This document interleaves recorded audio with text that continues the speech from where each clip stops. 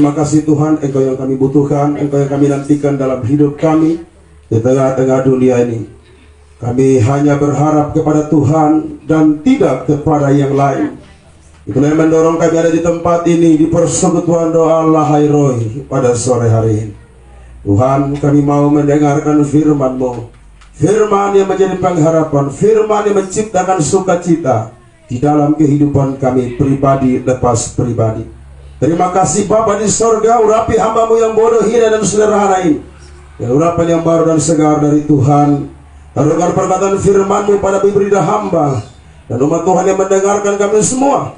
Tuhan buka hati dan pikiran untuk mengerti firman yang berbicara tentang Engkau. Berbicara Tuhan dalam kekudusan-Mu. Ini Yesus hamba berdoa. Haleluya. Orang percaya berkata amin. Saudara yang kekasih dalam Tuhan, adakah kita bisa bersukacita di tengah-tengah penderitaan? Adakah kita bisa mengucap syukur kepada Tuhan bukan pada hal-hal baik-baik saja, tetapi pada hal-hal yang kurang baik?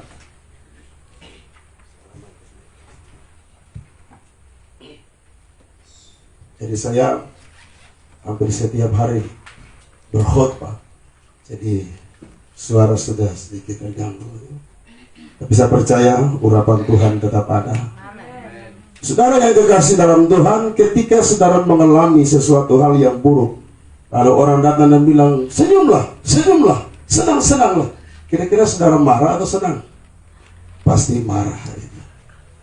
Tapi orang yang percaya kepada Yesus Kristus Tuhan, dalam keadaan apapun pasti tetap bersuka cita. Mari kita buka Alkitab kita di dalam surat Paulus kepada jemaat di Filipi pasal 4 ayat 1 sampai dengan ayat yang ke-9. Filipi pasal 4 ayat 1 sampai dengan ayat yang ke-9.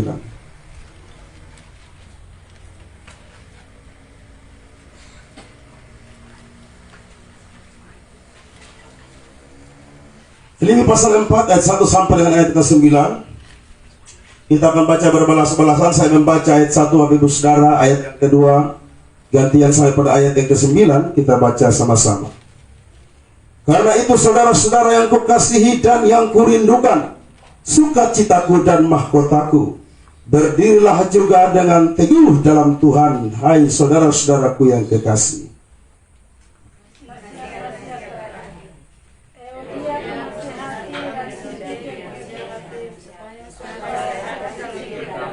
Bahkan ku minta kepadamu juga Sunsugos, iman temanku yang setia, tolonglah mereka, karena mereka telah berjuang dengan aku dalam perkabaran Injil, bersama-sama dengan Clemens dan kawan-kawanku sekerja yang lain, yang nama-namanya tercantum dalam kitab kehidupan.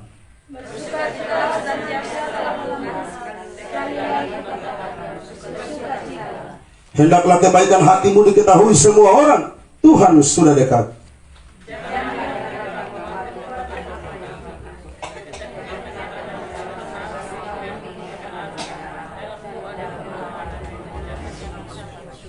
Damai sejahtera Allah yang melampaui segala akal akan memelihara hati dan pikiranmu dalam Kristus Yesus.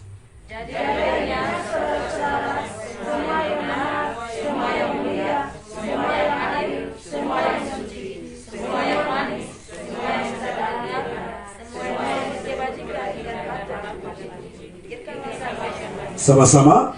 Dan apa yang telah kamu pelajari, dan apa yang telah kamu terima, dan apa yang telah kamu dengar, dan apa yang telah kamu lihat padaku, lakukanlah itu. Maka Allah sumber damai sejahtera akan menyertai kamu. Izinkan kembali saya bacakan buat kita ayat 4. Bersukacitalah senantiasa dalam Tuhan. Sekali lagi kukatakan bersukacitalah. Tema khotbah saya sore hari ini adalah bersukacitalah. Surat Filipi ditulis oleh Rasul Paulus bukan ketika dia sedang dalam suatu keadaan yang baik, bukan ketika dia sedang dalam keadaan happy-happy, bukan ketika dia sedang merayakan ulang tahun atau dia sedang mendapat berkat. Tapi Paulus menulis surat ini ketika dia ada di dalam penjara, dia ada di dalam penderitaan, dia ada dalam kehimpitan hidup, dia ada dalam keadaan terdesak, dia ada dalam kesesatan. Tapi anehnya, orang yang menderita, orang yang sedang di dalam penjara, menulis surat kepada orang yang ada di luar penjara untuk bersuka cita. Kenapa? Umat Kristen yang ada di luar penjara juga sedang dalam intimidasi dan teror daripada iblis lewat penguasa-penguasa pada saat itu.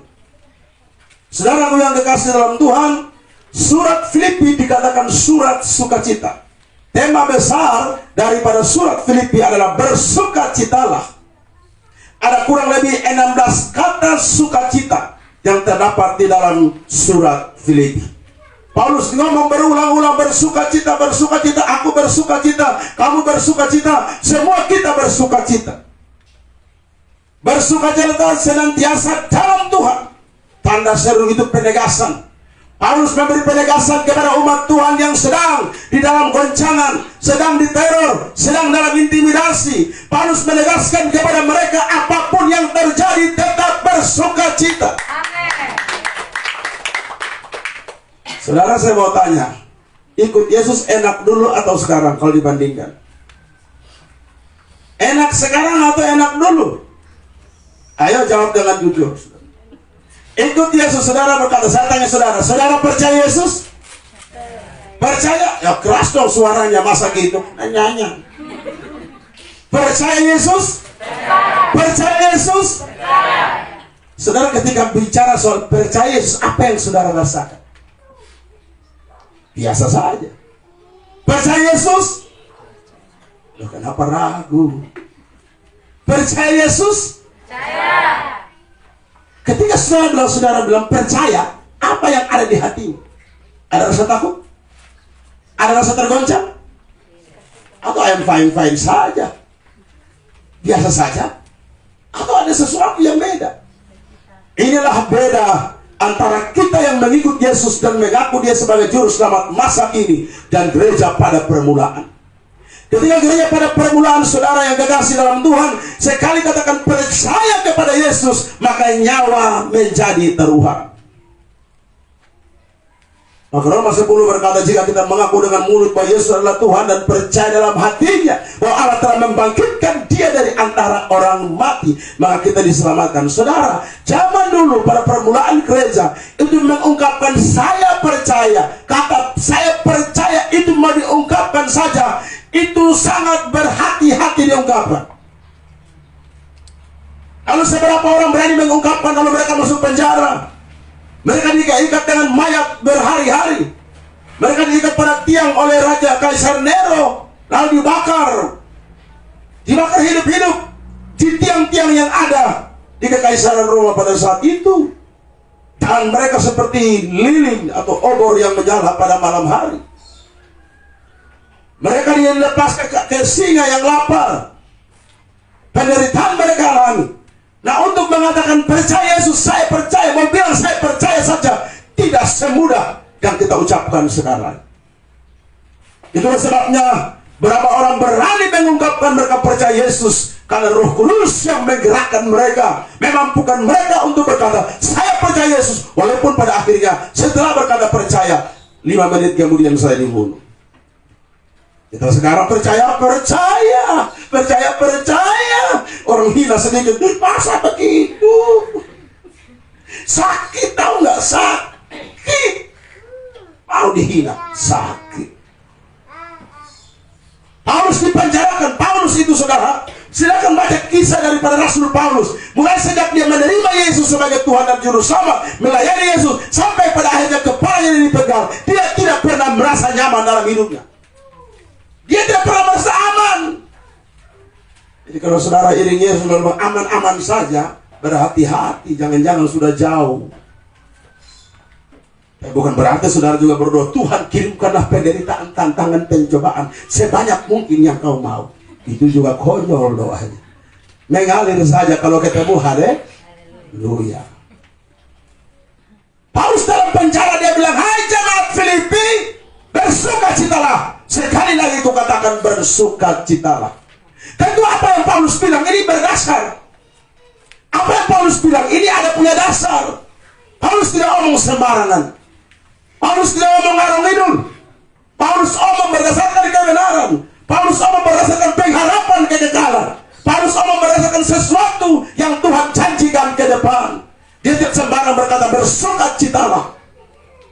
menegaskan bersukacita lagi. Dia ulang lagi, sekali lagi kukatakan bersukacitalah. Pasti ada alasan kenapa Paulus bilang bersukacita. Kita akan belajar bersama-sama sore hari ini. Apa yang menjadi alasan Paulus bilang jemaat Filipi bersukacitalah. Alasan yang pertama, bersukacitalah dalam Tuhan, karena namamu terdaftar dalam kitab kehidupan. Kau tidak tepuk tangan, tidak senang ya? Kalau nonton bola tepuk tangan sampai angkat kursi lari tidak rasa. Dalam ayat 3, bahkan ku minta kepadamu juga Sunsugus temanku yang setia, tolonglah mereka, karena mereka telah berjuang dengan aku dalam perkabaran Injil, bersama-sama dengan Clemens dan kawan-kawanku sekerja yang lain. Apa terus? Yang namanya tercantum dalam kitab kehidupan. Kita bersukacita karena nama kita tercantum dalam kitab kehidupan. Saudara berkata demikian, ikuti saya, pegang dadamu dan berkata, saya bersukacita. Bagi yang yakin, kalau tidak yakin diam-diam. Bahwa sebut namamu. Sebut namamu. Namaku Markus, namamu siapa? Dorcas. Ya, sebut Dorcas.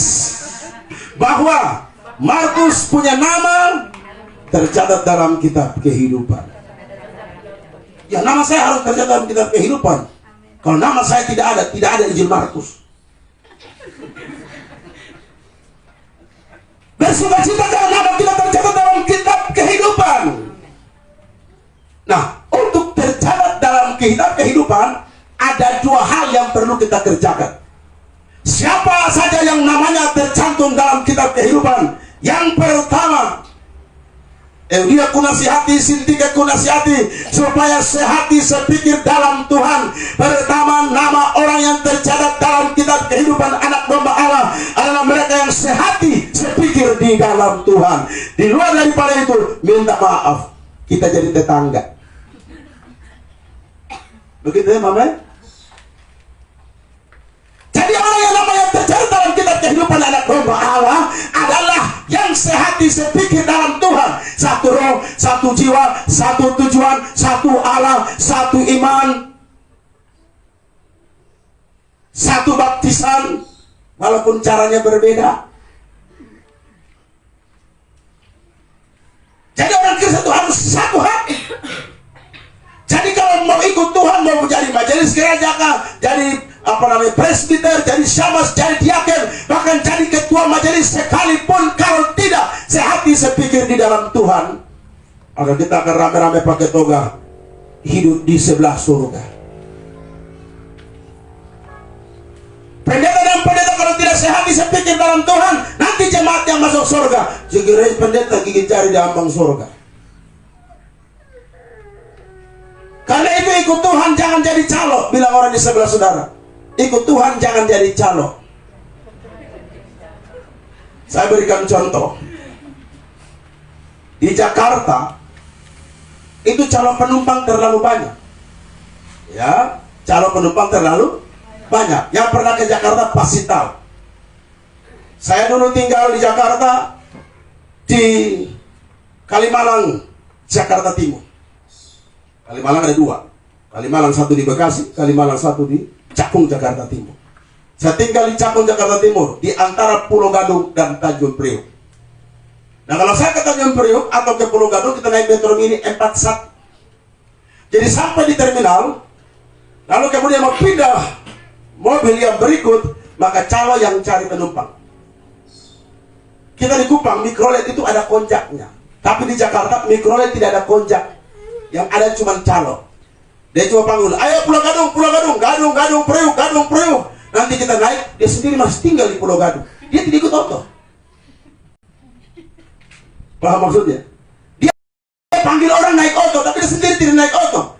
Dia tetap di tempat Pulau Gadung, Priuk, Gadung, Priuk, Gadung, Priuk, Gadung, Priuk, Priuk, Priuk, Priuk. Orang naik turun, mana itu yang panggil-panggil? Tetap tinggal di Pulau Gadung. Jadi banyak pelayan Tuhan akan jadi calo. Suruh orang masuk surga, masuk surga, masuk surga. Dia sendiri tidak masuk surga. Hanya masalah sepele, tidak sehati sepikir di dalam Tuhan. Persekutuan ini kalau saudara tidak sehati sepikir dalam Tuhan, percayalah, manusia memang banyak, tapi sedikit yang masuk surga. Bilang orang di sebelah saudara, lu mau jadi orang yang sedikit atau banyak?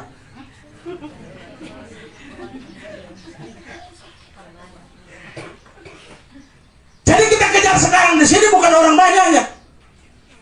Kita kejar di sini bukan berdoa, Tuhan pikirin jiwa-jiwa penuh, tapi yang masuk 10 orang. Makanya doa kita harus hati-hati. Doa kita yang pertama, Tuhan kirimkanlah orang-orang yang belum diselamatkan supaya mereka diselamatkan. Tuhan kirimkanlah orang-orang lapar dan haus akan kebenaran, kirimlah mereka. Jangan sekedar Tuhan kirim jiwa-jiwa, persekutuan diperbanyak. Itu doa yang salah. Itu doa yang keliru. Yang boleh muka asal di atas. Kalau orang pikir orang begitu banyak so hebat, tidak. Belum tentu semua masuk surga. Ini perlu kita pahami bersama-sama. Jadi walaupun kita sedikit, kalau sehati sepikir dalam Tuhan, masuk surga.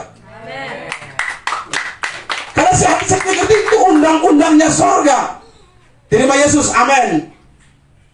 Itu dasarnya. Dan masuk ke sana harus ada undang-undang yang kita ikut. Apakah orang saling benci bisa masuk surga? Padahal pimpin pada suara, mulut sampai tak buka. Kebetulan gigi palsu, jatuh ditahan lagi. Dia hebat pimpin pada suara. Dia pimpin kor oke. Tapi di mete dia minum oke juga. Jadi orang sehati berpikirlah yang masuk dalam kitab kehidupan, namanya tercatat di sana. Ini Eudia dan Sintike, Paulus nasihati mereka, tolong kamu dua sehati sepikir dalam Tuhan. Jangan sehati sepikir dalam organisasi ya. Lu gemit, saya gemit, oke kita klop. Lu betel, saya betel, oke kita betel-betelan di sini. Bukan itu. Sehati sepikir dalam Tuhan. Karena tujuan kita adalah sorga dan bukan bumi. Yang kita pikir adalah di mana Yesus berada, bukan yang ada di bumi. Itulah kerjanya orang yang sehati sepikir dalam Tuhan. Saya dari Kemah Injil, orang bilang Sandy. Tapi yang undang lebih banyak pelayanan itu dari Gemit. Kenapa? Bukan masalah Gemitnya, bukan masalah Pentakostannya, bukan masalah Kemah Injilnya. Tapi persoalannya adalah karena kita sehati sepikir di dalam Tuhan. Setiap hari saya berkhotbah di persekutuan doa maupun KPI, itu rata-rata Gemit semuanya. Tadi malam di persekutuan doa Alfa Omega Manutapen. Hari ini di sini. Nanti setengah 8 malam di Bonik. Besok kami doa di persekutuan doa Immanuel. Hari Sabtu jam 3 persekutuan doa di Salom Bimoku. Itu dari jemaat GSCA. Lalu Sabtu setelah selesai jam 7 malam di gereja Hosana di arah Obeng dekat pemancar Tiveri. Itu Gemit semua. Kenapa saya diundang? Bukan karena saya lebih baik, atau bukan karena saya dari mana? Tidak. Karena itu menunjukkan kita sehati sepikir di dalam Tuhan. Bagaimana firman yang saya sampaikan, orang terima respon dengan baik, lalu menuntun mereka masuk dalam surga. Itu intinya. Jadi jangan sampai orang bikin KKR lalu berkata, itu dari mana tuh pendeta mau kali? Kena itu, tidak usah. Jangan. Pokoknya harus selevel. Saya dengan pendeta yang di Monobe, kami akrab. Saya dengan pendeta Mel Ato, kami bersahabat. Ebenezer Playmo, bersahabat. Bahkan mantan sekretaris Sinode Gemut yang dari Sabu, itu kami sahabat. Yang penting dalam Tuhan. Jangan orang alor sendiri, Sabu sendiri, Timor sendiri, akhirnya Timor demo. Turunlah komunitas Antimo. Tahu Antimo? Anak Timor. Jadi yang namanya tercipta dalam kitab kehidupan anak domba adalah yang sehati sepikir di dalam Tuhan. Jadi jangan pati singgung sedikit, jangan mancam-ancam orang. Lu ngomong hati-hati ya. Perasaan terlalu halus. Beta ini setan yang baru bertobat 3 bulan yang lalu. Lu macam-macam setan muncul, lu habis. Orang kalau bersaksi tentang kehidupan yang jahat-jahat, bangganya luar biasa. Tapi ketika suruh bersaksi tentang Yesus, tidak bisa ngomong apa-apa. Dulu saya paling jahat. Dulu saya. Pokoknya semua ini tanya orang-orang. Mereka kenal saya atau tidak? Kalau mereka tidak kenal, saya akan perkenalkan diri. Ngapain kesaksian kayak gitu? Betul ya? Luar biasa. Saya ikut cantik, saya lihat dia, tapi kan ada fam di sini ya. Ada pakai baju, oh tidak nama ya. Saya lihat tiap muka, tapi saya takut orang Ambon, pikir orang Ambon atau orang Papua. Karena dengan saya kan saya lebih tampan sedikit. Ya, saya ikut Cantika. Tanggal apa itu? Ya Alor. Ya, saya beli pop mie, saya perhatikan saya tapi gitu. Saya kan pakai celana pendek. Saudara saya kalau kota gue rapi, orang berpendeta keren. Tapi kalau saya jalan itu celana pendek, kaos oblong. Naik Cantika saja pakai celana pendek. Karena Cantika terlalu cantik. Iya. Saya pergi terus tanggal 24 itu harus saya berangkat juga ke Alor. Karena mau ada KKR tanggal 25 di Alor. Nama bersiap jalan bersama saya Ibu Adrian dan juga anak kami yang bungsu Maruli. Mau sama-sama. Tapi camat kontak bahwa Bapak KKR di lapangan Bebung kita tunda ke bulan November saja karena ada perintah dari Bupati, ada mau gladi bersih dan pelantikan penjabat desa di tingkat kecamatan. Hanya kami tidak jadi jalan. Pada hasil itu, lalu kami dengar informasi tragedi di lautan, perairan, naik lewu. Saya membayangkan kalau jadi jalan, saudara, bobot badan saya 87 kilo. Itu pakai pelampung menjerit. Jadi saya pakai pelampung mesti 4 baru pas. Kalau 1, itu berat badan makin ke bawah. Dan saya membayangkan Basarnas ambil istri dan anak, terus ada orang baku helm di mana kita tahu. Lalu keluar di berita, ibu dan anak ditemukan dalam keadaan selamat. Bapak sampai hari ini belum ditemukan. Lalu Basarnas hari ini menghentikan pencarian. Saya tidak tahu apa yang terjadi di diri saya. Begitu terus saya tidak tahu buaya yang takut saya atau saya takut buaya atau kita bakal takut. Karena menurut informasi di perairan itu pernah ada 300 buaya. 700 buaya. Lalu di situ tempat bermainnya ikan hiu. Tapi anehnya itu bisa selamat itu. Kalau saya lihat ini warna kulit agak mirip. Jadi buaya lihat ini pusing. Cakap hari ini. Bertepuk tangan dulu buat Tuhan. Luar biasa. Rencana Tuhan itu indah. Saya percaya pun saya ikut kapal Cantika, saya tidak akan mati. Pingsan iya, perut tambah besar. Karena air terlalu banyak. Sampai Susi Rara datang kasih napas buatan baru bisa sadar. Jadi itulah indahnya di dalam Tuhan. Kalau kita sehati sepikir dalam Tuhan, hidup ini indah. Dalam persekutuan ini indah. Senyuman yang kita lepaskan, senyuman yang tulus.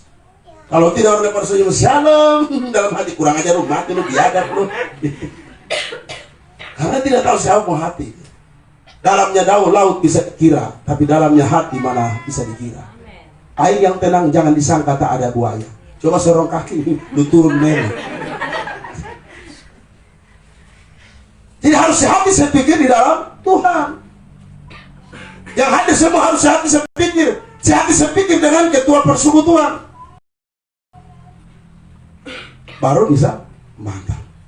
Jadi orang yang namanya tercatat dalam kitab kehidupan anak domba adalah yang sehati sepikir dalam Tuhan. Yang kedua, nama siapa yang tercatat dalam kitab kehidupan selain sehati sepikir, dikatakan karena mereka telah berjuang dengan aku dalam pekabaran Injil bersama-sama dengan Clemens dan kawan-kawan sekerja yang lain. Orang yang namanya tercatat dalam kitab kehidupan adalah mereka yang terlibat dalam pelayanan pekabaran Injil. Pekabaran Injil atau penginjilan bukan harus jadi pengkhotbah KKR. Tapi sambil duduk sambil belajar di pasar, tanya, mama ini kurus nih, lombok nih berapa ya 1 kilo? Bukan 1 kilo lagi, ini 10 biji 5.000. Terlalu mahal ya. Asma bagaimana bu? Hidup makin susah, segala sesuatu makin susah. Oh begitu Maya, saya mau bilang mama, walaupun ini hidup susah, tapi kalau mama ada di dalam Yesus, Yesus pasti kasih kemampuan. Ibu, kita ini omong lombok, bukan omong Yesus. Tapi paling tidak mama sih bilang sama dia. Ketika beli ikan di Oiba, ada yang bilang apa? Ibu, ada yang bilang apa tuh? Kalau terlalu susah ikannya susah, lebih baik mati saja. Terlalu sudah lebih mati saja, tidak ada harapan hidup lagi. Sewaktu-waktu kita wahai Roy bawa speaker, bawa mic, kau turun di pasar Oiba. Shalom, To'o, Ti, Teo. Begitu. Ada orang yang memang Tuhan kasih karunia khusus, Tuhan kasih apa? Bagian khusus untuk turun di pasar-pasar berkhotbah. Tapi jangan setelah turun terus menghakimi kita yang tidak turun di pasar. Kalau turun di pasar, banyak orang yang membutuhkan. Mereka yang hanya khotbah di mimbar, gini KKR, siapa saja, tidak bisa bikin apa-apa. Harus sayang. Kalau itu bagianmu jalankan. Tidak boleh saling menghakimi. Karena kami yang berkhotbah di KKR, di lapangan-lapangan saudara, mungkin ada yang tidak maju ke depan bertobat. Tapi ada setelah pulang baru bertobat di rumah. Ada setelah tim kembali ke Kupang, baru mereka bertobat. Saya adakan KKR di Carrefour, Jakarta, Taman Modern, Jakarta. Ada sopir yang kami minta tugas antar jemput jemaat. Setelah hamba Tuhan habis khotbah selesai, dia tantang di altar call. Lalu minta saya berdoa altar call. Saya bilang, saudara-saudara yang menyerahkan diri kepada Yesus, angkat tanganmu di hadapan Tuhan. Dan setelah berlalu, saya kembali pindah ke Kupang. Beberapa tahun kemudian saya ditelepon dari Kalimantan Barat. Shalom Pak Pendeta. Masih kenal aku tidak Pak Pendeta? Saya bilang siapa? Ini Pak, ini Jackson Nababan Pak. Saya Pak. Oh iya. Bagaimana? Lai. Nyadu kata orang Batak. Dia bilang apa Pak Pendeta? Sekarang saya sudah jadi gembala di Kalimantan Barat. Kamu mana ceritanya? Sudah tahu ini seorang sopir. Dia hanya antar jemput jemaat saja. Tapi dia berkata, saya mau masuk ke dalam gedung, mau menyerahkan diri, maju ke depan, tapi sudah penuh sesak Pak, tidak muat lagi tempat. Maka Bapak di dalam mobil sambil peluk setir, saya angkat tangan dan menyerahkan diri kepada Tuhan. Lalu saya ambil keputusan mau sekolah Alkitab. Setelah pulang dari acara KKR, saya menghadap bos. Saya bilang, Pak Bos, hari ini saya serahkan kunci mobil. Kenapa? Saya mau berhenti bawa mobil. Kok kenapa bisa begitu? Karena saya mau sekolah Alkitab. Itu yang benar. Benar. Karena tadi saya sudah menyerahkan diri kepada Tuhan. Dan akhirnya saudara, dia serahkan kunci mobil. Dia datang ke Bandung. Dia sekolah Alkitab. Sekarang dia jadi hamba Tuhan. Jadi gembala di Kalimantan Barat. Dan dia pun nona orang Silu dari Campur. Luar biasa. Orang Batak. Kok tidak tepuk tangan? Jadi saudara yang kekasih dalam Tuhan, ini sopir. Siapa tahu itu bisa jadi pendeta? Kamu tidak tahu, tahu? Siapa tahu di sini ada setelah dengar khotbah ini dia menyerahkan diri buat Tuhan, dalam melayani Tuhan. Bukan harus jadi pendeta, jadi hamba Tuhan. Saudara-saudara, orang yang namanya tercatat dalam kitab kehidupan adalah yang adalah melakukan pelayanan pekabaran Injil. Alkitab berkata, Memberitakan Injil adalah keharusan bagiku. Tapi celakalah aku jika aku tidak memberitakan Injil. Gereja yang tidak memikirkan penginjilan adalah gereja yang sementara diancam masuk dalam kecelakaan besar. Persekutuan yang tidak memikirkan penginjilan, tapi rata-rata persekutuan memikirkan penginjilan. Hanya kadang-kadang gereja yang tidak memikirkan penginjilan. Kadang-kadang aturan pelayanan gereja cuek sama kita sendiri. Betul kok tidak? Kita cari uang di setengah mati. Padahal ada uang begitu banyak, ada saldo begitu banyak, bisa pakai mendukung penginjilan. Tapi kita pun tidak perlu marah. Kenapa? Gereja tidak lihat, tapi Tuhan yang punya pekerjaan melihat. Dan buktikanlah, bila perlu kita yang sumbang ke gereja. Kok bisa datang sumbang sama gereja? Itulah hebatnya Tuhan yang kami sembah. Pekerjaan penginjilan masih membutuhkan banyak orang yang punya hati yang tulus dan murni untuk memberitakan Injil. Kita perlu memberitakan Injil di daerah-daerah, bukan mencari berapa banyak orang yang hadir dengan khotbah saya. Tapi ada di pikiran saya bagaimana beberapa orang menyerahkan diri kepada Kristus dari pelayanan saya. Itu yang paling penting. Pekabaran Injil membutuhkan kita semua. Ada yang pergi berkhotbah, ada yang pergi menginjil, ada yang duduk dan mendoakan. Ada yang berdoa juga tidak bisa, jalan juga tidak bisa, kasih dukung harta. Kasih hartamu untuk mendukung pekerjaan Tuhan. Pak Pendeta, saya tidak punya apa-apa, tapi satu gigi palsu itu 2, ada emas. Jadi yang satu saya copot, biar om tak apa-apa. Pergi jual untuk pelayanan pekerjaan Tuhan. Antara lagi gigi emas, tidak apa-apa Pendeta, saya beli casing gigi saja. Karena sekarang di online sudah ada, harganya cuma 99.000. Pasang pergi gigi putih bersih, orang pikir sikat, padahal bukan, itu casing gigi. 99.000 rupiah. Adakah kita punya hati untuk melihat pekabaran Injil? Banyak anak Tuhan terlalu sekikir dengan pekerjaan pekabaran Injil. Mereka berpikir bahwa kalau saya sumpah di pekabaran Injil, nanti yang senang itu yang jalan. Memang ini juga tantangan buat kita para penginjil yang suka bikin tim jalan pelayanan. Ada orang pernah bikin proposal, tim yang berangkat ada 20 orang dengan kebutuhan dana 35 sampai 40 juta rupiah. Orang akan kasih berkat sampai 50 juta rupiah. Tetapi yang berangkat bukan 20 orang, tapi suami istri saya yang jalan. Dan uang segitu banyak mereka bangun kos-kosan. Makanya orang mulai ragu untuk memberi dukungan kepada penginjilan. Maka saya melayani penginjilan selalu bikin siaran langsung, supaya orang-orang saudara-saudara yang memberikan dukungan terhadap pelayanan kami dapat menyaksikan bahwa uang itu tepat sasaran. Kami tidak akan ragu-ragu kirimkan uang. Kami akan jalankan basar, RW ayam, RW anjing. Saya dan ibu bawa keliling, ya orang juga bawa keliling. Kami keliling-keliling. Tapi kami sudah tahu, kami sudah bikin list ya. Jadi orang yang mau ambil sudah jelas. Bukan pergi baru ambil dong, ambil, ya ambil. Ini pekerjaan Tuhan, please, ambil. Ya. Orang tidak mau diancam. Lu jangan dulu lihat ya. Malam ini saya akan berlutut dan berdoa. Ngapain ancam orang baru suruh ambil RW yang harganya 25.000 saja? Tidak perlu ancam. Kalau RW-nya sisa, ya sudah tim yang wajib ambil tuh. Kalau kelebihan 5 ya sudah, kita makan sama-sama. Dan anak-anak Tuhan, ada yang langsung kasih cash, tapi ada yang pesan, Pak Pendeta, tolong tinggalkan nomor rekening.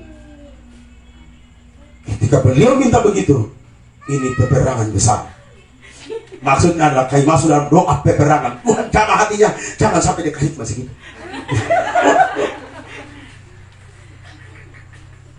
Jadi RW yang dia ambil cuman harus bayarnya 150.000, 100.000 ya, 100.000. Mereka dimasuk ke Pak Pendeta, saya ada kirim sekian ya. Yang 100 itu bayar RW, sedangkan yang 300 itu dukungan dari saya. Kalau semua orang bikin begini, tidak lama menulai ini banyak yang terima Yesus. Amin. Nah sekarang saling berdua peperangan lagi. Kalau satu minta nomor rekening sampai hari ini gue kontak-kontak. Mudah-mudahan sebentar pulang ada yang minta nomor rekening. Saudara yang kekasih, orang pikir penginjilan hanya pergi khotbah selesai. Tapi kalau saya punya tidak demikian. Kalau saya bikin kegiatan, itu ada format terima Yesus, penegak iman itu banyak. Jadi kami harus fotokopi banyak. Pokok-pokok doa kita harus fotokopi kasih banyak. Dan sebagainya. Butuh uang yang banyak. Tetapi puji Tuhan, selama pelayanan kami tidak pernah merasa kesusahan. Selalu ada jalan keluar. Saudara, kami bikin KKR yang hadir ribuan orang, tapi dana cuma 150.000 rupiah. Berapa? 150.000 rupiah. Dan bisa menghadirkan 1.000 orang. Dan mereka bisa menerima Yesus sebagai Tuhan dan Juru Selamat. Tahun 2012 saya bikin di Gor Batu Nirwala Alor. Selama 4 malam. Dana hanya 250.000 rupiah. Tapi bisa menghadirkan kurang lebih 5-7.000 orang dalam 4 malam.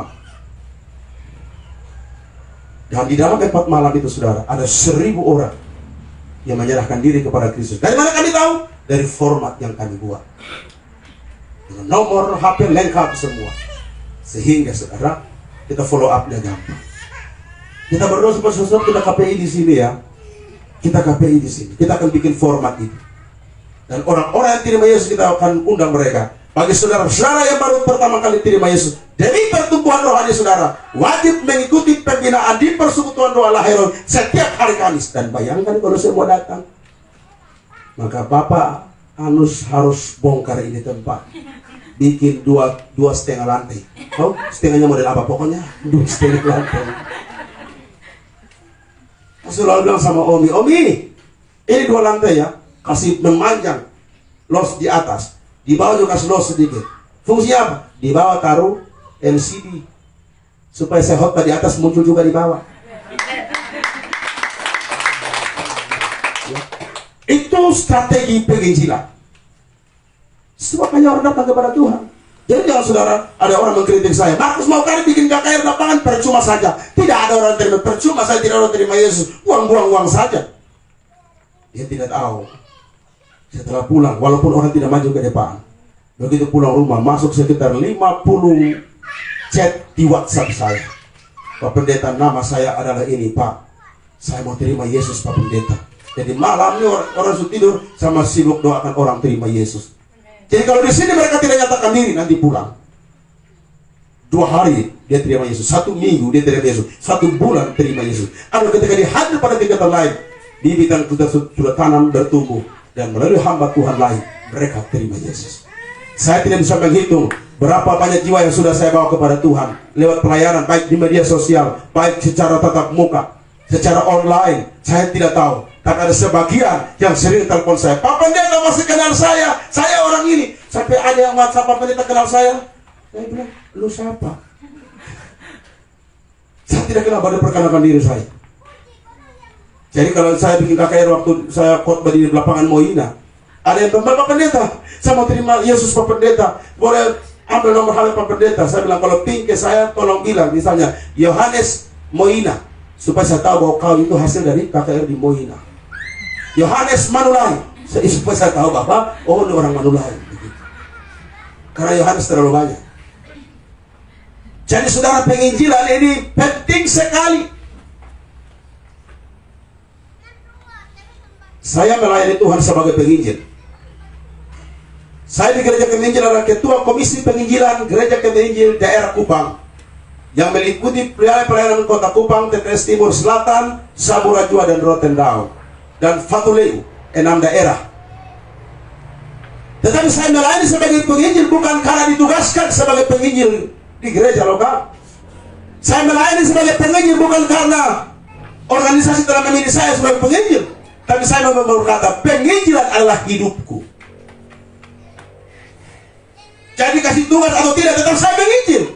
Karena itu hidup saya. Bukan karena diberi tugas. Jadi saudara dan saya sore hari ini, Bilang orang di sebelah sana, tunjuk dia dan bilang begini, jangan tunjuk nanti tempelin lu. Begini. Bilang begini, you and me evangelist. Lu dan saya penginjil, bilang. Halo, begini. Lu dan beta penginjil, lu dan beta penginjil. Bukan harus sekolah Alkitab. Pokoknya setiap orang yang terima Yesus itu penginjil. Jadi kalau saudara terima Yesus tidak jadi penginjil, Tuhan akan tuntut saudara di hari penghakiman. Mari terlibat. Kalau tidak bisa turun, berdoa buat kami.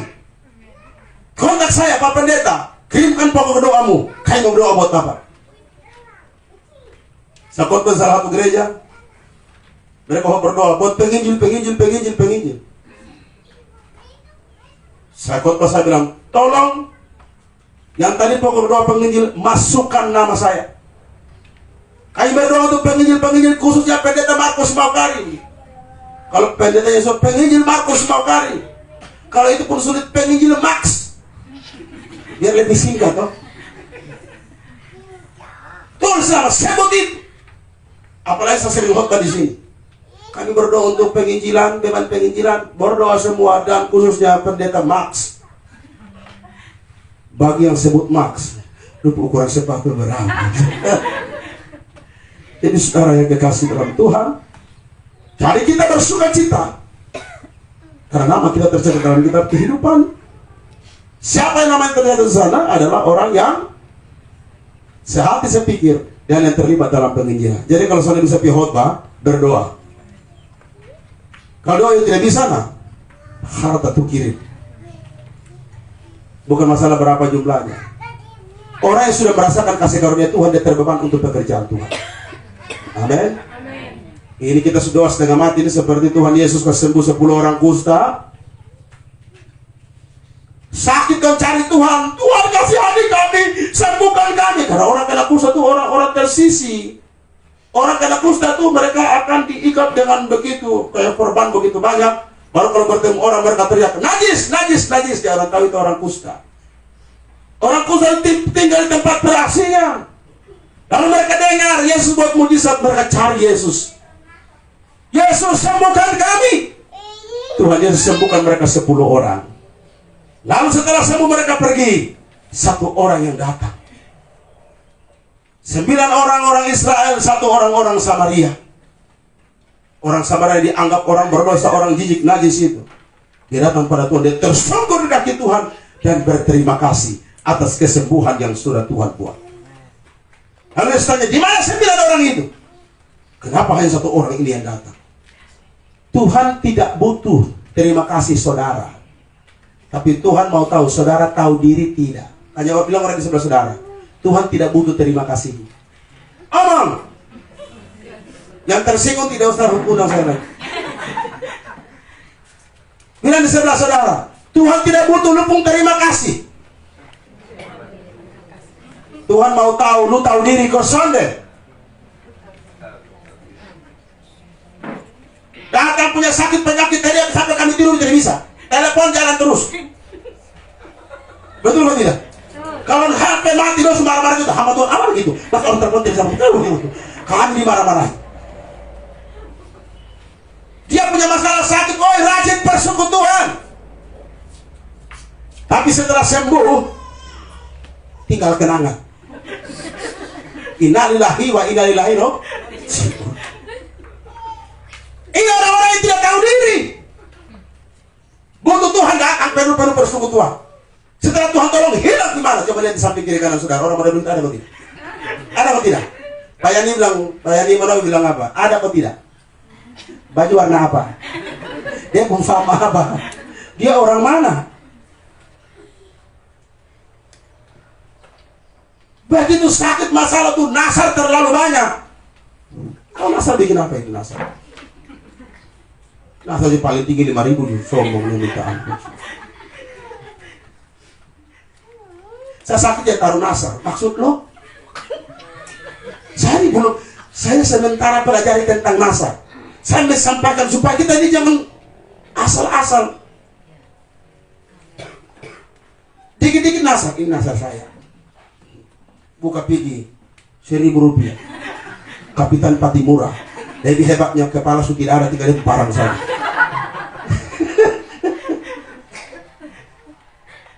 Saya tanya saudara kasih dasar buat apa? Coba jawab jujur saja.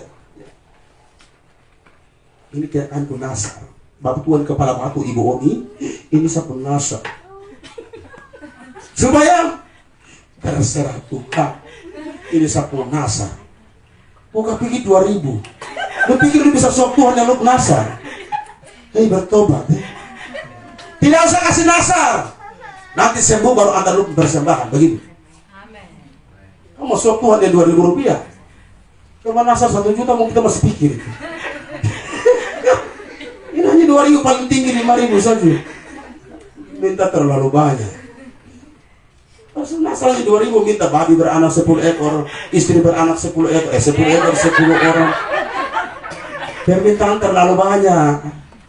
Tapi ada hamba-hamba tuh kacau balau juga. Tuhan bilang kasih nasar, dia jumlah 700.000. Jadi kalau hamba Tuhan yang melayani tentukan jumlah nasar itu sesat. Kalau minta boleh begitu, nanti orang penyakit itu ikut lu sampai mati. Betul ini.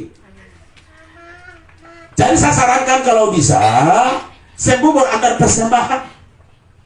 Jangan sakit antar nasar. Sembuh hilang tahu kemana. Terus sekikirnya minta ampun. Orang itu tanda dia. Saya tanda saja. Orang perlu tanda. Lu sakit baru saya tanda.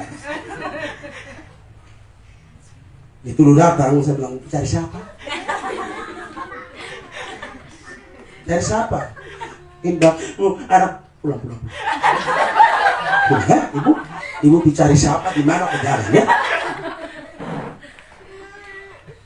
Itu. Susah sembahyang berulang-ulang. Kami model begitu. Sakit datang persekutuan, datang gereja, habis sembahyang hilang. Kerasukan setan datang tengah malam tuh, kerasukan setan di Naimata sana. Pak Pendeta tolong, ini kerasukan. Pak Pendeta sudah percaya. Nah ketika saya balas. Jadi saya doakan pakannya antar. Sudah semalam ini. Pak ini tidak bisa, dia sepuluh kita berapa orang tabanting, dia tidak kuat ini. Sampai antar sudah ke Fatu kuat. Lalu kemudian mereka bilang, Pak dia masih mengamuk, pegang dia. Pegang dalam nama Yesus, tidak boleh mengamuk. Sampai di Fatu kuat, baru mengamuk. Betul saudara, mereka antar ke Fatu kuat, dia tidak mengamuk. Ketemu saya, dia ngamuk. Gitu. Lalu saya marah, apa? Luar biasa. Dia duduk baik-baik. Lalu saya hari dalam nama Yesus. Wah. Gitu dia.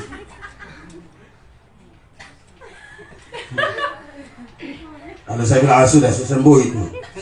Tapi saya merasa ini dia bohong. Saya bilang, lu senyum bohong tuh. Lu senyum bohong kan? Lalu kita nyanyi, Allah kuasa melakukan. Allah kuasa. Jangan melakukan. Jangan perkara. Emosi saya itu sudah. Dia jatuh. Lalu saya pegang dia tarik baju saya. Dia tendang kena saya berut. Ini ibu disaksi. Saya langsung marah. Darah nabi saya tampil. Langsung sadar. Apa bapak? Ada bapak? Lu kerasukan setan. Dia robek baju saya. Lu beli baju ganti. Lu yang beli baju. Jangan robek. Betul saya ngomong gitu. Ini saksi. Lu yang beli baju, lu robek baju. Jangan nama Yesus. Keluar. Langsung dia bangun sadar dan duduk. Dia bilang, Pak, udah hari ini saya bagi jemaat di tempat Bapak. Oke, silakan. 1 kali ibadah. Pergi dan hari ini tidak mungkin sudah tidak tahu. Saya bilang mudah-mudahan lu tidak kena kerasukan. Lu kena kerasukan, langsung bilang saya tidak akan berdoa. Biar lu takut tidak tutup pintu, kemudian lari di situ. Kepala batu nah. Saya bukan orang setelah begitu datang muncul kena kerasukan lagi. Aduh sayang, tidak. Tutup pintu, tinggal di luar. Dia kejar-kejar anjing beberapa di situ baru kita lihat. Kalau bikin model ini. Sembunyi sombong, masalah Tuhan sudah tolong nih. Dia tidak tahu yang persekutuan. Apalagi meminta dukungan berkat untuk kita punakal pelayanan. Dia muka paling asam di seluruh dunia. Baru sakit ini hanya antar nasar 2000 saja. Kadang-kadang jemaat dibikin kita yang berdosa. Gara-gara jemaat Musa tidak masuk tanah Kanaan. Gara-gara ini Israel ini. Nanti kamu bikin kita tidak masuk surga ini. Tidak penting amal tidak masuk surga gara-gara kamu di jemaat doang. Jadi saya berdoa, Tuhan di dalam antara jemaat ini ada yang kepada batu dan Tuhan lihat mereka tidak berguna di ini gereja, ambil lebih cepat lebih baik. Benar. Kalau yang hadir semua di Tuhan, ada yang Tuhan tidak tangan di tempat ini cabut. Saya bikin kepala sakit. Dan saya tidak perlu kutuk dia, tidak perlu. Dengan sendirinya dia pergi. Dan semua hanyalah kenangan. Jadi orang model begitu kalau dia sakit, tidak usah berdoa, menyanyi saja. Ke rumah tempat yang senang, di mana tidak lagi perang. Jadi ingat yang hadir hari ini, Tuhan sudah tolong persoalan selesai, jangan pikas tinggal. Coba Baku lihat dulu, Baku lihat, kita baku tanda dari sekarang. Ada masalah, cari Tuhan. Setelah Tuhan sudah tolong, hilang. Ibu bisa kasih ingat, yang model begitu datang, suruh dia sakit, suruh ibadah 3 bulan dulu. Daripada kita suruh pulang kan tidak enak, toh? Sembahyang 3 bulan. Harus ngomong begitu. Untuk terus bikin model ini. Pak sudah ambil kuasa Tuhan loh. Tuhan juga kasih kuasa sama saya kok. Jadi marilah semua kita terlibat dalam perkabaran Injil. Jadi kalau ada pekerjaan Tuhan dijalankan, tidak usah diumumkan dengan sendiri tergerak datang. Ibu, saya tidak bisa balas kebaikan Tuhan. Ini hanya 1 juta rupiah. Kan keren begini. Beli organ, ibu hanya 1 juta saja. Yang satu datang, ibu, gue tadi janda ibu. Tapi kita kan 1.500.000. Kan keren. Karena kadang-kadang yang janda dorang ini berikan lebih bagus daripada yang sempurna dorang. Tapi apakah begitu kita doa supaya semua janda? Tidak usah. Jadi yang terlibat dalam penginjilan namanya tercatat di dalam surga. Apa yang seorang ngomong terlalu cepat, pulang renungkan kembali.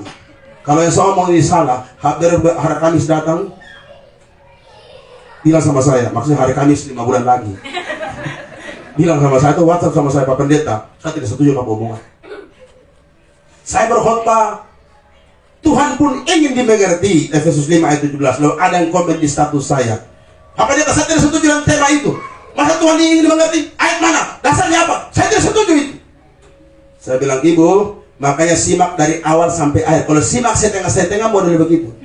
Efesus 5 ayat 17 berkata, jangan kamu bodoh, tapi hendaklah kamu mengerti kehendak Tuhan. Mengerti kehendak Tuhan, artinya mengerti apa yang Tuhan mau. Berarti Tuhan juga mau dimengerti dong.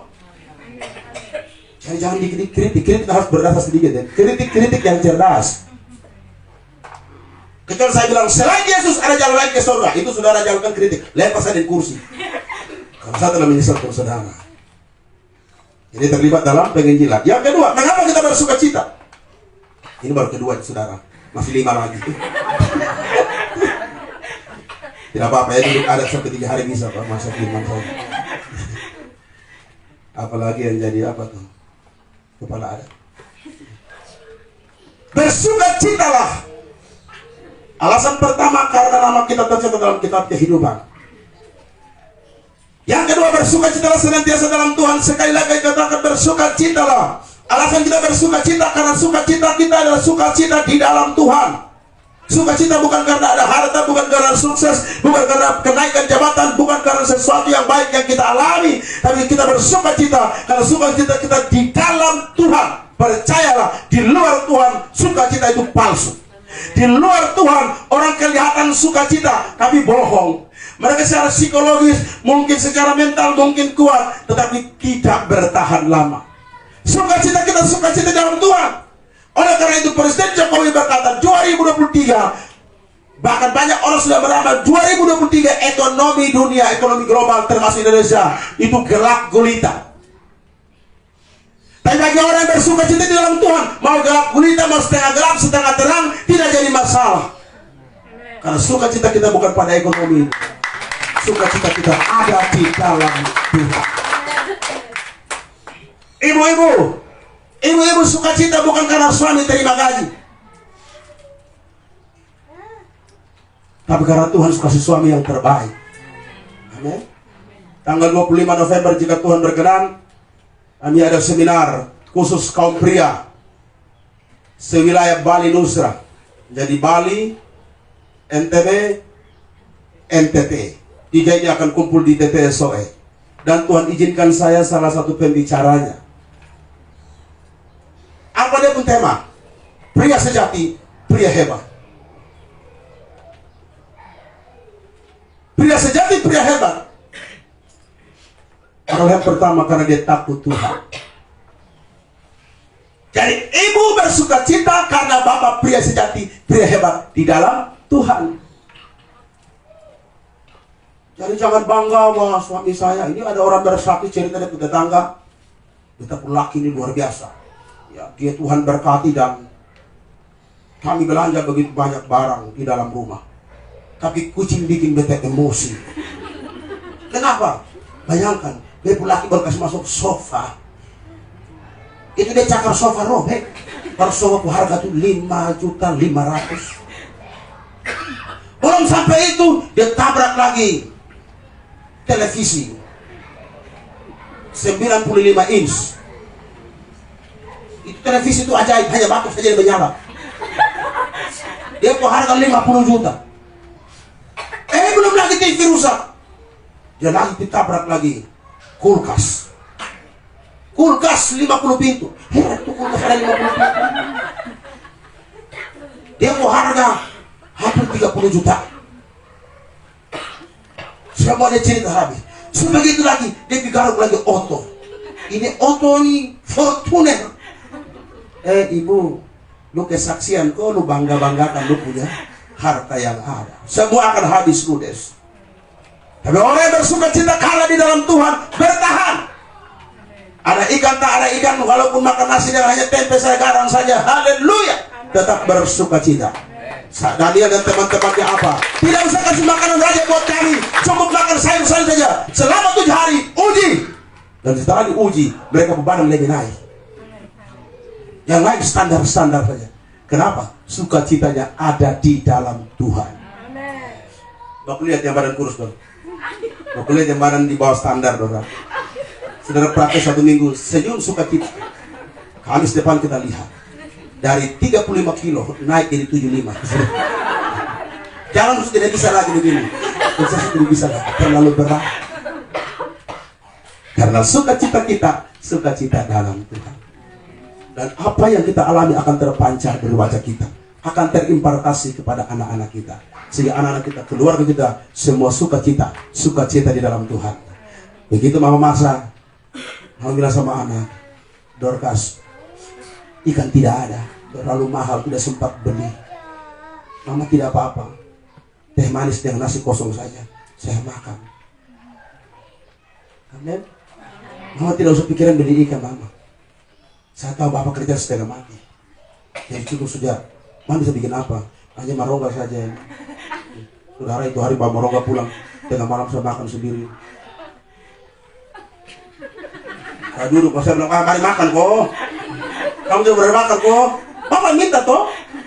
Jadi saya mau makan sampai habis, dia bilang, saya tidak mau luru lagi. Saya langsung puas semua, ternyata makan, ternyata dia belum diluru dari sini. Ini gampang, dia terlalu nah.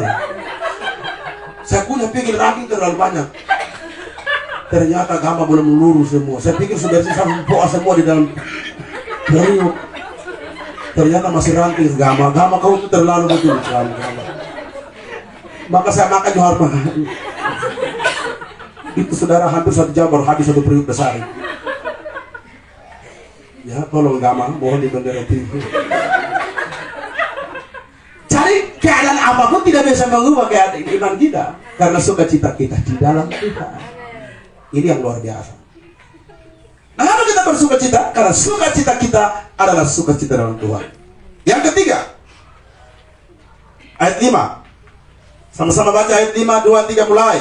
Hendaklah kebaikan hatimu diketahui semua orang, Tuhan sudah dekat. Mengapa kita bersuka cita? Pertama, karena nama kita tercatat dalam kitab kehidupan. Yang kedua, karena sukacita kita adalah sukacita dalam Tuhan. Yang ketiga, kita bersuka cita karena masih ada kasih Tuhan, kesempatan kita untuk berbuat baik. Tuhan masih kasih kesempatan kita berbuat baik. Ayo mari kita berbuat baik. Berbuat baik bukan untuk diselamatkan. Berbuat baik sebagai bukti bahwa saya sudah diselamatkan. Efesus pasal 2 ayat 8, 9, 10, 11 berkata, kamu diselamatkan karena kasih karunia oleh iman, bukan hasil usahamu, bukan karena perbuatan baikmu. Dan Allah menciptakan kamu dalam Yesus Kristus supaya kamu melakukan pekerjaan baik yang berkenan kepada Bapa di sorga. Jadi saudara, saya diselamatkan bukan karena perbuatan baik, tapi bukti dari saya diselamatkan adalah saya melakukan perbuatan baik. Sehingga orang berkata, memang orang lahir keren, luar biasa. Dia pun nama berubah semua, ya. Nama yang tadinya orang bilang di mulut itu begini, tapi setelah terima Yesus sehari berubah. Bapak yang tadi sangar langsung berubah, bukan langsung jadi kursusi rara. Jadi jangan tiba-tiba Bapak bertobat lalu terima Yesus, yang tadi kasar paling ditakutin orang, pas ketemu salam Bapak, salam. Bapak suka apa nih? Biasa, berubah. Bukan begitu maksudnya mama bapak. Berubah nama sifat dari yang kasar jadi lembut. Bapak kok bisa berubah? Semua karena Tuhan. Tetap tegas, semua karena Tuhan. Oh sama Tuhan, ya lu apa? Kalau bukan Tuhan ini tipas lu terlipat. Seorang ateis masuk di hutan. Dia bertemu seorang suku pedalaman, suku kanibal, sedang baca kitab suci. Tapi kitab suci sudah robek-robek, sudah kumal. Lalu orang ateis adalah orang yang tidak percaya dengan Tuhan. Dia bertemu dengan kepala suku, dia tanya, lu baca apa itu? Oh, saya baca ini buku, kitab suci. Buku ini telah menunjukkan saya jalan keselamatan. Lalu si ateis tertawa, hahaha, bodoh sekali kau bapak tua. Kenapa kau percaya buku usang itu? Apa arti percaya buku itu? Tidak ada guna. Lalu kepala suku dia angkat, dia memparang, dia berdiri. Dia kasih tarik orang, lu sini. Saya bilang sama lu, kalau bukan karena buku ini, tadi saya sudah makan lu. Kalau bukan karena buku ini, saya sudah rebus lu hidup-hidup. Tapi karena buku ini, saya anggap lu berharga di mata Tuhan. Tipu tak jarang ragu. Jadi kita melakukan perbuatan baik, bukan supaya diselamatkan, tapi adalah bukti ketaatan saya kepada Tuhan Yesus. Ini bukti saya diselamatkan. Dia tidak tenang melihat orang susah. Dia tidak tenang, hatinya ini tidur tidak aman. Ada orang kayak gitu. Ada yang datang mengeluh, kami begini susah, kami mau makan tidak bisa, makan tidak bisa tidur, bolak-balik terus, sampai ngiung-ngiung. Suaminya bilang, kenapa? Bantulah, tolonglah. Ngiung saja ngomong begitu. Ada orang tidur tidak tenang. Kapan dia bantu orang itu, baru hatinya nyaman. Inilah orang yang punya karunia kemurahan. Dia tidak tenang. Tapi ada orang yang kurang ajar. Susah lihat orang senang, senang lihat orang susah. Tapi di Lahiroi tidak ada amin, tidak ada yang mengaku. Jadi karena Tuhan kasih kesempatan buat baik, mari kita buat baik. Itu merupakan suatu sukacita, bukan karena beban. Jadi kalau tiba-tiba ada yang bilang, silakan ambil basah, ambil ya. Kalau suatu saat saudara juga akan jalankan basah. Dan kita nggak tolong. Sekarang saudara ambil saya punya. Nanti berikut saya ambil saudara punya. Tapi ambil saya bagaimana, harga bagaimana, kau bikin kamu harga begitu. Jangan ambil saya 25, saudara bikin 75. Dan saya bilang, tolong bikin ukuran 25 punya. Mari kita yang mau bantu untuk pekerjaan Tuhan. Siapa lagi yang mau kita harapkan? Kita dan kita ini. Siapa lagi bilang orang di sebelah saudara? Kamu dan saya, kamu yang kita harapkan. Lalu di situ juga balas, lu juga yang saya harapkan. Jadi kita baku harapkan.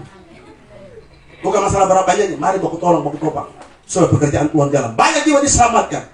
Lalu orang bersaksi, saya bertobat ketika pendeta Markus lakukan KKR pada tanggal ini, bulan ini. Lalu saudara yang bantu berkata, Tuhan terima kasih. Pendeta ada di situ, catat, pendeta ada di situ. Beta puang supi kemarin, walaupun cuma 50.000, beta pun masuk. Tuhan catat. Dan Tuhan bilang, tenang, sucatat. Ketika lu berniat saja, Bapak sucatat, apalagi lu kasih. Ketika berniat tidak kasih, Bapak hapus catat. Luar biasa.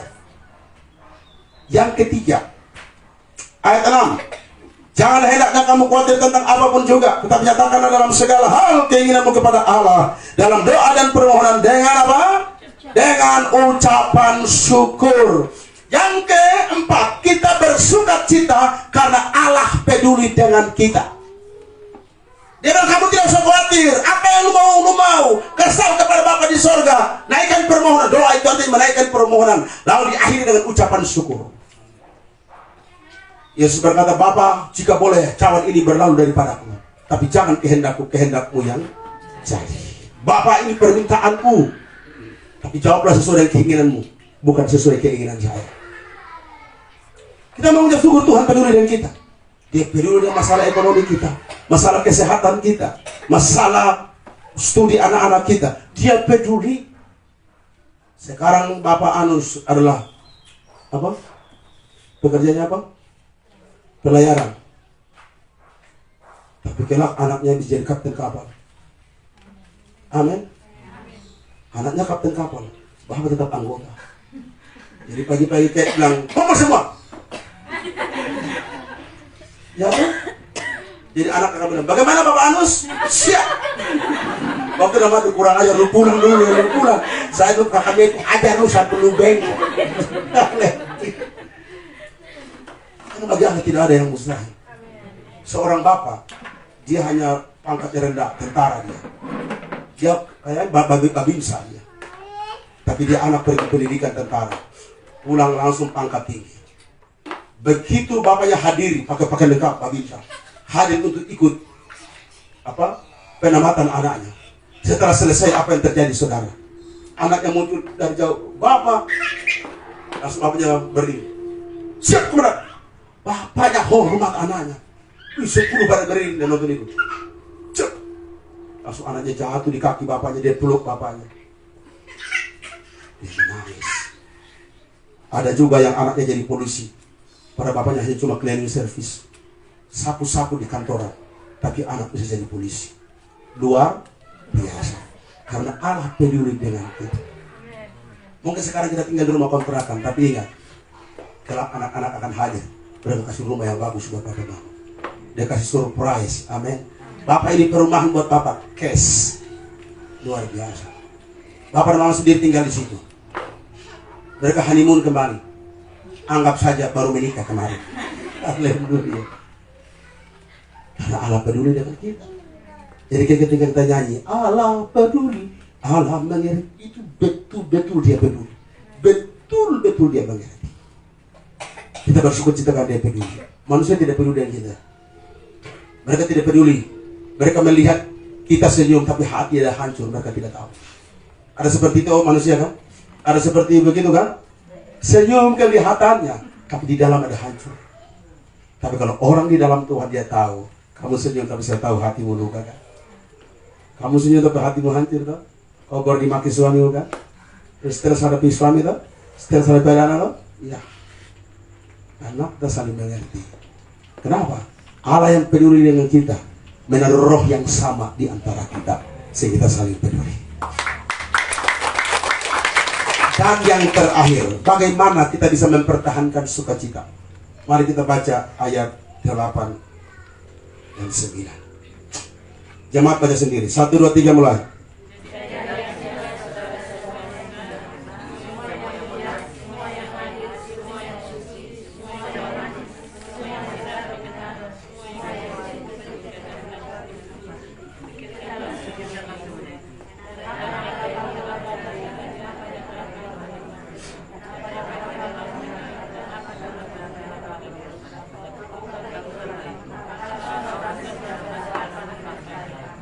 Jadi akhirnya saudara-saudara, semua yang benar dan terpikirkanlah itu.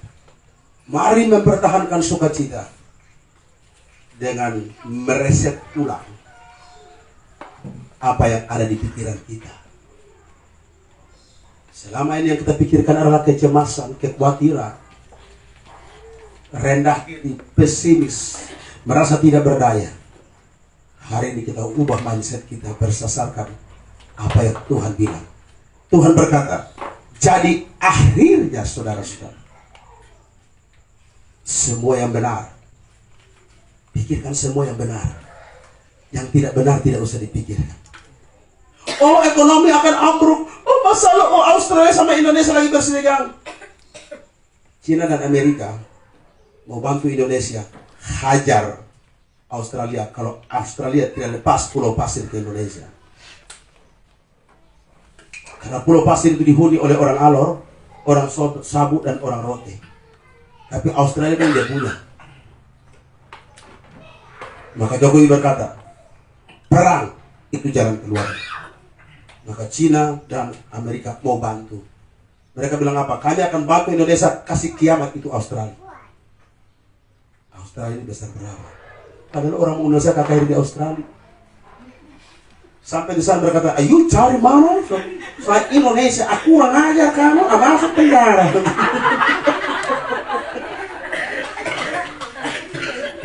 Dan saya akan ngamuk, aku tidak bisa saja, bukan untuk perang, saya insir.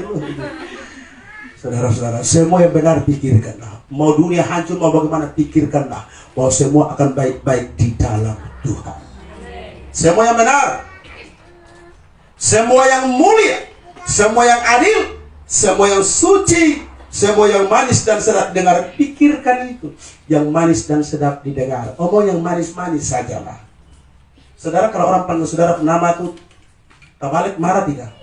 Misalnya namanya Paulus, ada panggil Pulus. Saudara, Paulus itu Pulus, oh Pulus. Ngamuk tidak, saudara? Kalau nama Dorkan panggil Kardos.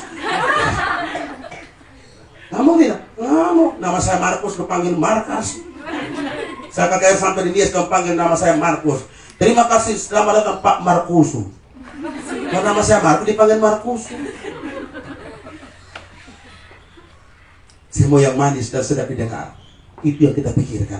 Kalau ini semua kita lakukan, maka sukacita itu bukan saja bertahan, tapi berlipat-lipat kali bertambah dalam hidup kita. Kita bersukacita karena hal-hal ini yang Tuhan buat atas kita. Kita bisa mencari tempat yang lain. Sukacita hanya dalam Yesus saja. Amin, saudara. Damai dan sukacita hanya dalam Yesus. Saya percaya Metu merasakan itu. Amin. Ya. Ketika berenang, bagaimana? Orang bilang bahwa kan saya punya anak rohani satu namanya Roy Kavel Takoi. Dia punya keyboard itu hangus terbakar dengan jam 3. Dan dia bilang, Bapak, saya bersyukur yang pertama saya bisa selamat karena saya tidak panik, Bapak. Dia tidak panik, dia tenang. Bahkan dia salah satu orang yang pukul jebol itu jendela samping daripada Cantika dan orang bisa lompat. Tapi ada yang pingsan dan tidak selamat karena asap itu.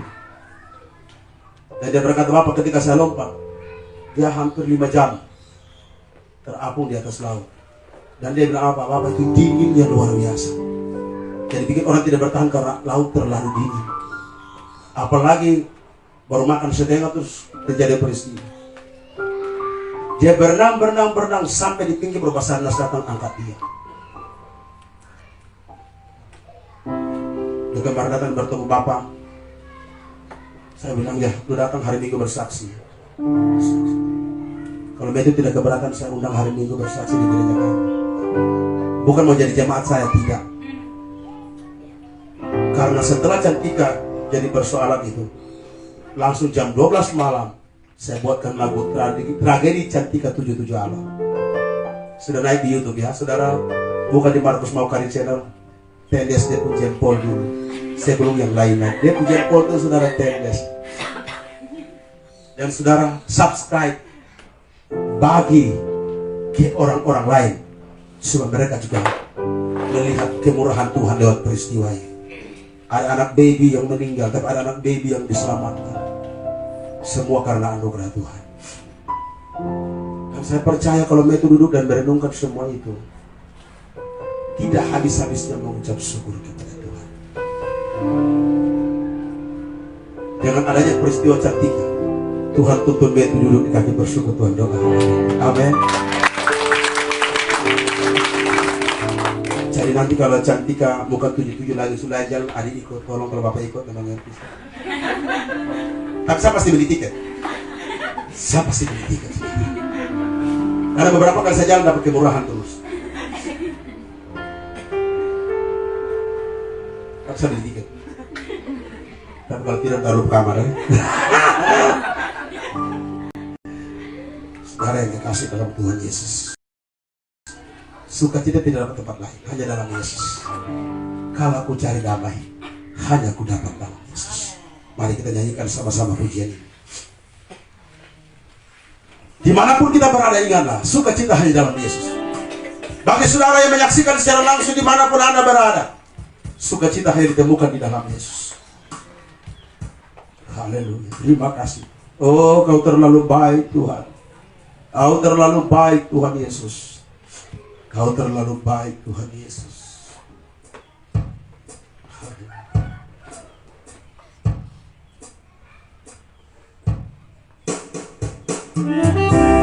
Haleluya. Oh, haleluya. Glory, glory bagi. Kami tidak pertama dan sukacita di dalam Engkau. Biarlah kebangunan rohani terjadi malam sore hari ini. Penjagaan iman terjadi. Kalau ku cari damai, hanya ku dapat dalam Yesus. Amin. Kalau ku cari kesenangan, hanya ku dapat di dalam Yesus. Satu pun dapat menghiburku, seorang pun dapat menolong. Hanya Yesus jawaban hidupku. Sekali lagi, oh, semua datang. Kalau kalian mencari damai dan sukacita, kalian hanya dapat di dalam Tuhan Yesus. Biar sore hari ini rohani kami disegarkan. Biar sore hari ini kami mengalami kebangunan rohani. Iman kami bertumbuh ketika mendengar firman Allah. Kami dipulihkan cara pandang yang miring, cara pandang, cara pikir yang tidak beres. Tuhan bersihkan hari ini. Haleluya. Hanya Yesus. Katakan bersama Dia. Haleluya, glory. Bersamanya hatiku dan walau dalam lembah kekeraman. Amin. I love you, Jesus. Oh, tidak satu pun dapat menghiburku, seorang pun dapat menolongku. Hanya Yesus jawaban hidup. Sekali lagi kalau ku cari. Haleluya.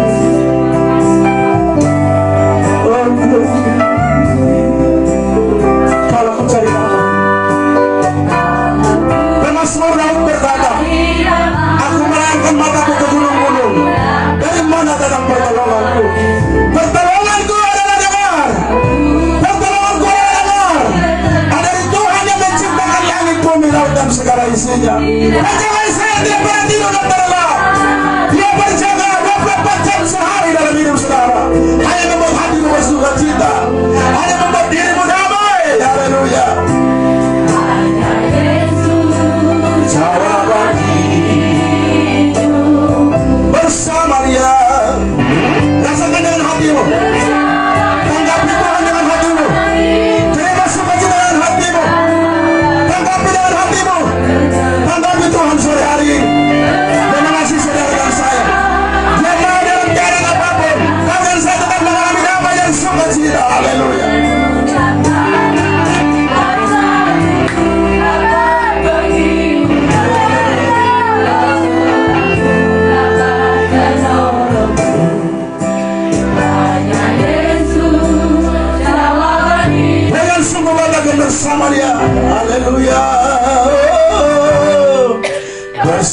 Dia. Bersama Dia hati kita tetap damai. Paulus berkata bersukacitalah. Dia berkata bersukacitalah sementara kaki tangannya dirantai, kakinya dipasung, tangannya dirantai. Dia sedang di dalam penjara di bawah tanah, saudara. Tapi dia bersukacita. Penjara, rantai, masalah, dia bisa merampas sukacita Tuhan yang ada di dalam dirimu. Haleluya.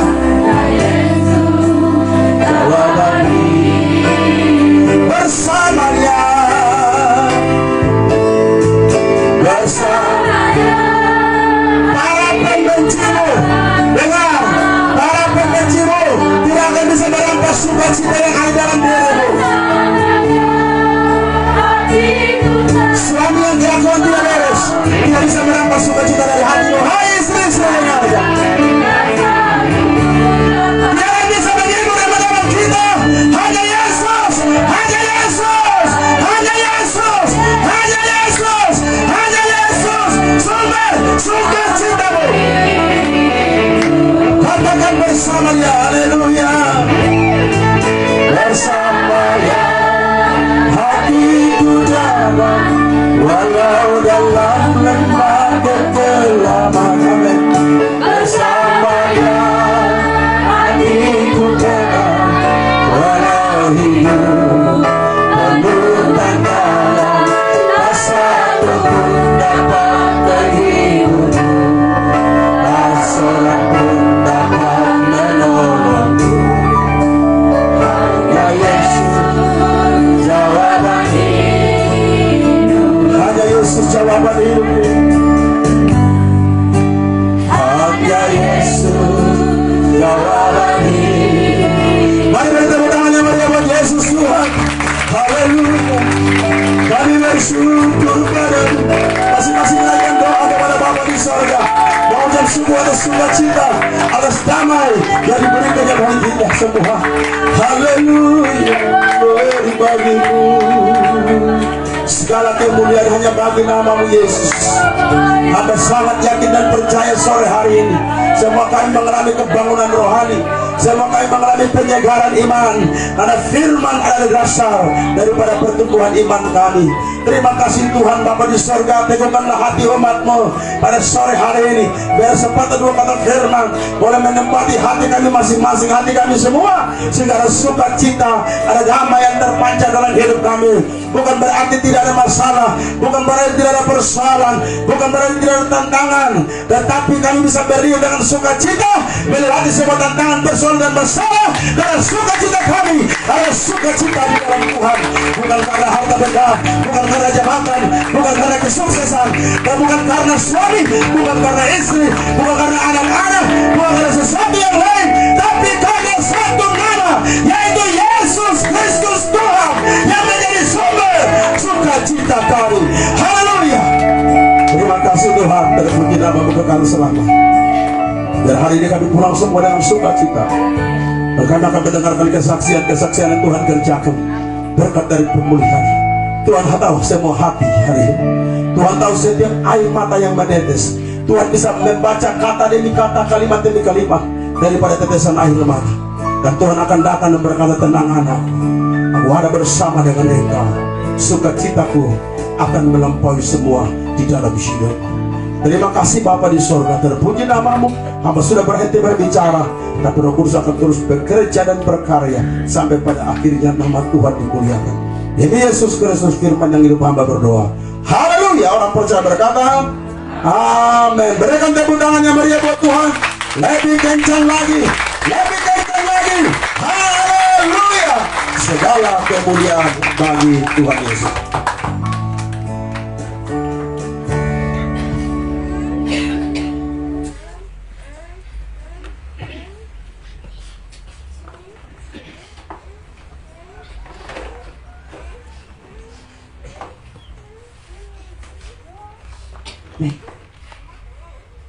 Seberapa besar kita diberkati oleh kebenaran firman Tuhan. Mari lambaikan tangan kita. Haleluya.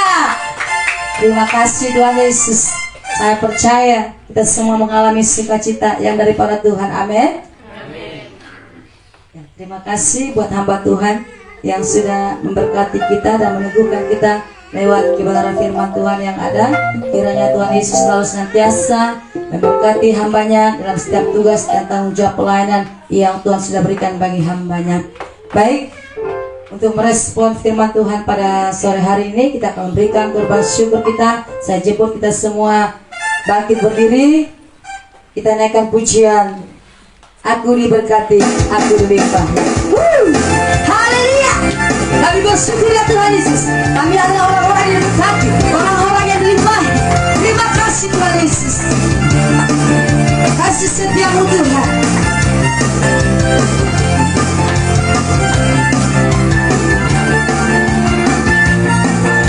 Kasih setiamu nyata bagiku.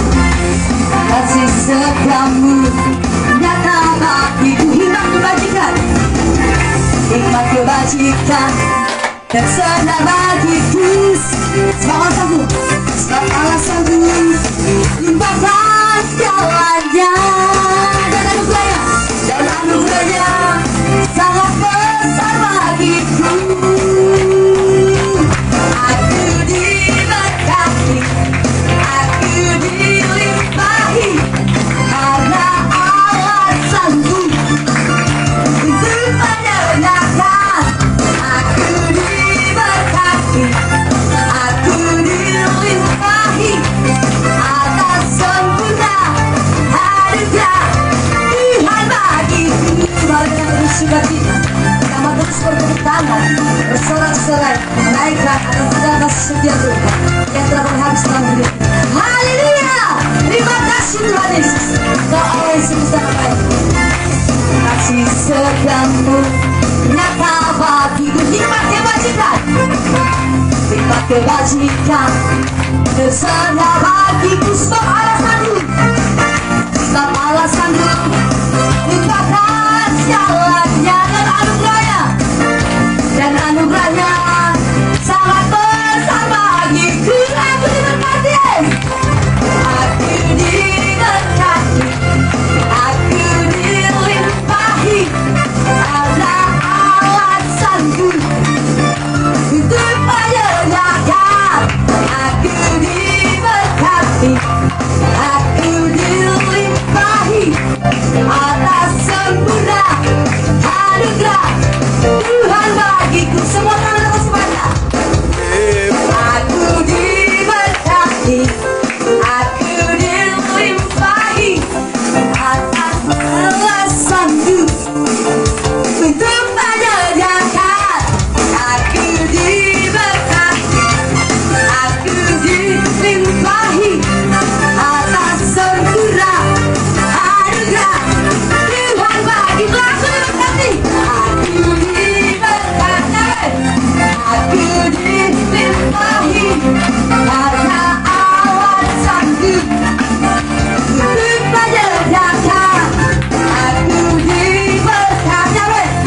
aku dilimpahi atas sempurna anugerah Tuhan bagiku. Atas sempurna anugerah Tuhan bagiku. Atas sempurna anugerah Tuhan bagiku. Atas sempurna anugerah Tuhan bagiku. Yeay. Kita kembali. Haleluya. Saya percaya kita semua adalah orang-orang yang diberkati oleh Tuhan. Amin. Ya. Kita akan pulang dari tempat ini. Kita akan membawa sorak-sorai kemenangan daripada Tuhan lewat jaminan firman Tuhan yang sudah menguatkan dan meneguhkan iman kita, agar kita selalu bersuka cita karena kita tercatat dalam kehidupan. Bersuka cita karena dalam Tuhan, bersuka cita karena masih ada kesempatan bagi kita untuk berbuat baik, dan yang terakhir bersuka cita karena Allah peduli dengan kita. Baik, kita akan mengakhiri ibadah persekutuan doa kita pada saat sore hari ini. Kita menaikkan pujian doa Yabes.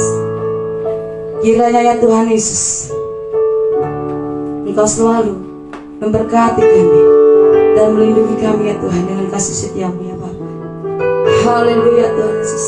Segala pujian syukur, hormat kemuliaan hanya bagi nama-Mu ya Tuhan. Terima kasih ya Bapa.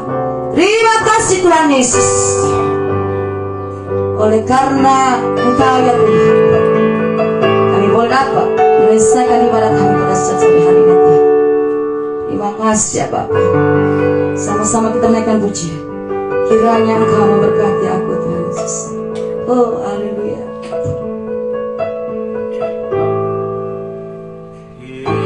Kiranya Engkau memberkati aku, melimpah-limpah dan memperluas dan memperluas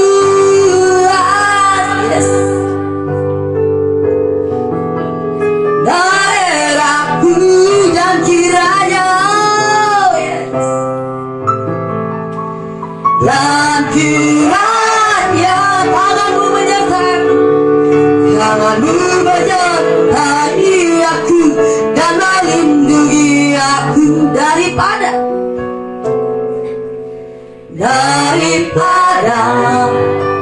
malapetaka, sehingga kesakitan tidak menimpa aku. Mari dengan lebih sungguh kita mewakili dari awal. Kiranya amin, Engkau memberkati aku, berlimpah-limpah dan memperluas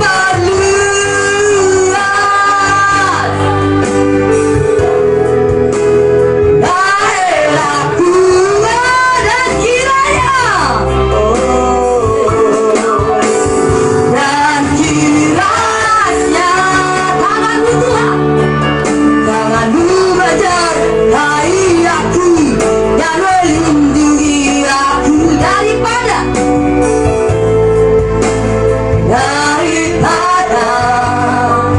malapetaka, sehingga kesakitan tidak menimpa aku dan kiranya. Saya cukupkan semua untuk bagi berdiri. Dan kiranya tangan-Mu menyertai aku dan melindungi aku. Yes, amin Tuhan.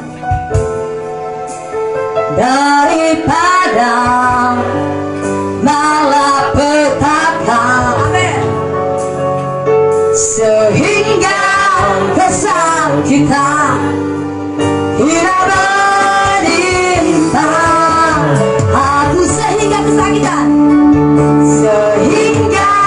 kesakitan tidak menimpa aku.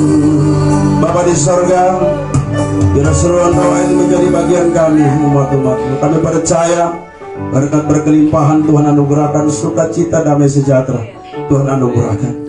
Dan di hadapan Tuhan kami berdoa, umat-Mu akan pulang, mereka pulang menjadi saksi Kristus. Mereka pergi membawa jiwa-jiwa baru datang kepada Tuhan pada minggu depan. Terima kasih Bapa, pada akhirnya kami berdoa memohonkan berkat jemaat kekasih. Arahkan hatimu kepada Tuhan dan pulang membawa berkatnya.